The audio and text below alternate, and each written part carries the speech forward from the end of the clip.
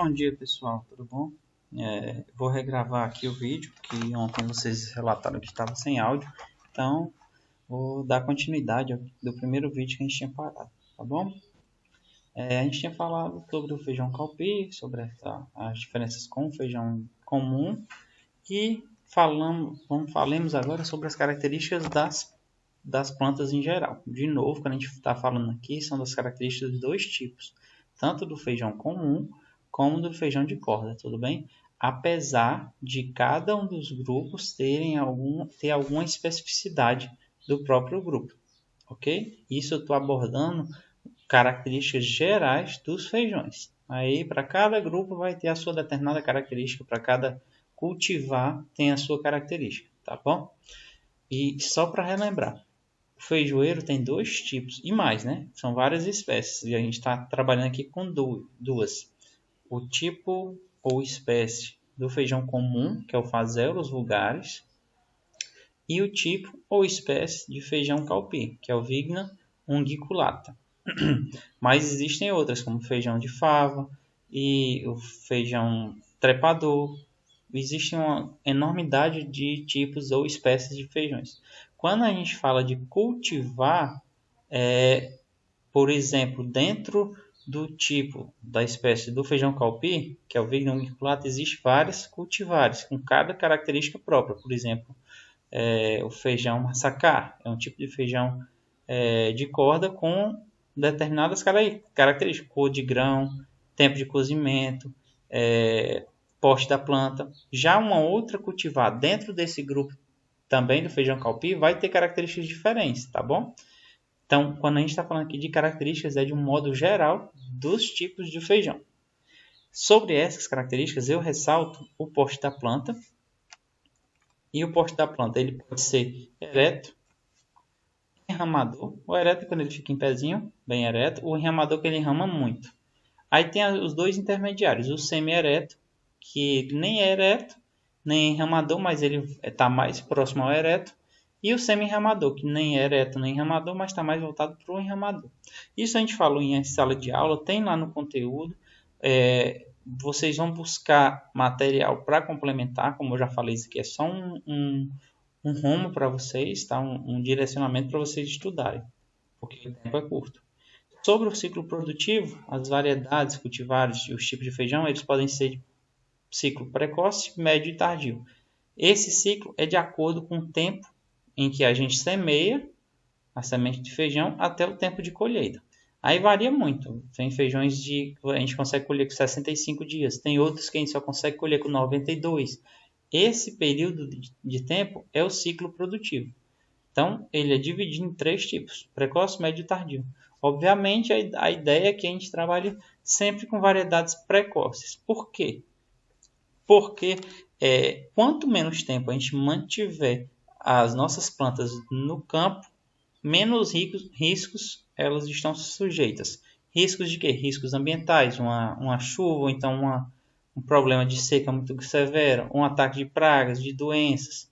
Então a ideia é trabalharmos sempre com variedades precoces ou mais precoces.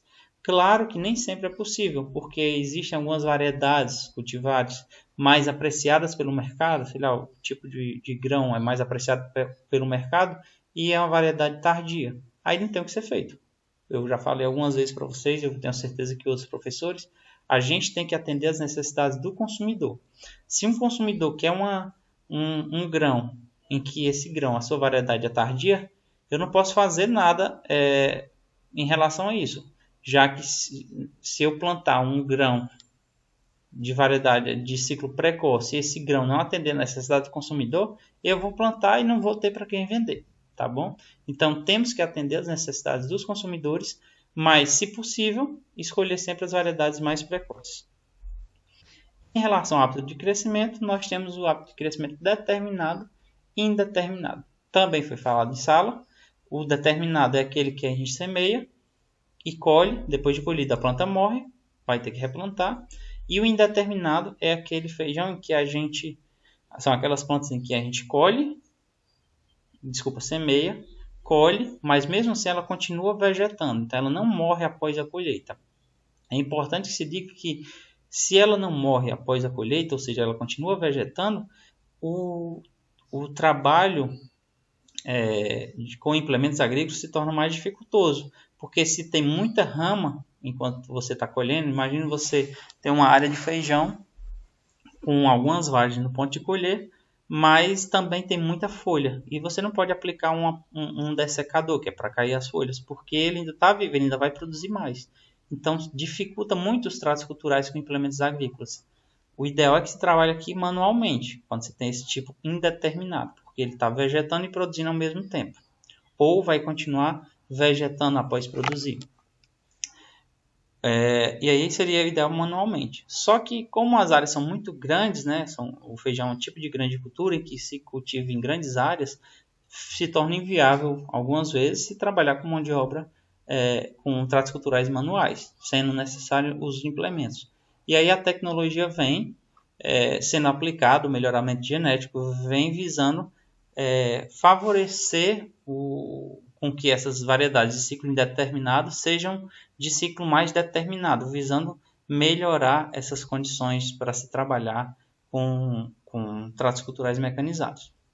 Enfim, entre esses dois tipos, determinado e indeterminado, o determinado só tem um tipo, que é o tipo 1, é quando é o crescimento determinado, e ponto, não tem mais nada. E temos os indeterminados, indeterminado arbustivo, prostado e o indeterminado, que é o 2, 3 e 4. Beleza? E sobre a fenologia, fenologia nada mais é do que o estudo dos eventos da vida do vegetal. O que é isso, professor? Um estudo de eventos periódicos da vida do vegetal. Por exemplo, a germinação, quando a gente semeia aquela semente lá no solo e aquela semente ela começa a absorver água, que é a embebição. Aquilo é uma etapa fenológica, que é a germinação. Quando ela emerge o solo, vem uma outra etapa, que é a emergência. Então, cada evento desse que ocorre na vida do vegetal, nós chamamos de fase fenológica. E o estudo dessas fases fenológicas é a fenologia. No feijoeiro, bem como a maioria das espécies, existem duas fases, a fase vegetativa e a fase reprodutiva. E aí, pelo próprio nome diz, a gente tem uma ideia. A fase vegetativa é que a planta só vegeta, não vai gerar nenhum produto reprodutivo aqui. No feijoeiro, é dividido nessas 5 fases. A fase V0, V de vegetativo, aí a fase V0 é a germinação, V1 é emergência e por aí vai, até a V4. Já a fase reprodutiva, nós também temos 5 fases, R5 é R de reprodutiva, e 5 que é a quinta fase, é onde ela começam a surgir os primeiros botões florais, até a fase R9. Essa R9 é quando ocorre a mudança na cor das vagens, que indica o ponto de colheita desse feijoeiro. É o ponto de colheita quando ele está maduro, mas vocês sabem que quando você quer colher um feijão mais verde, você não pode deixar ele amadurecer. Então você colhe antes de atingir essa fase R9 aqui, para você colher o feijão verde. Se você quer um feijão mais maduro, você espera chegar a essa fase. Tá bom, pessoal? Então é esse o direcionamento que eu quero passar para vocês hoje.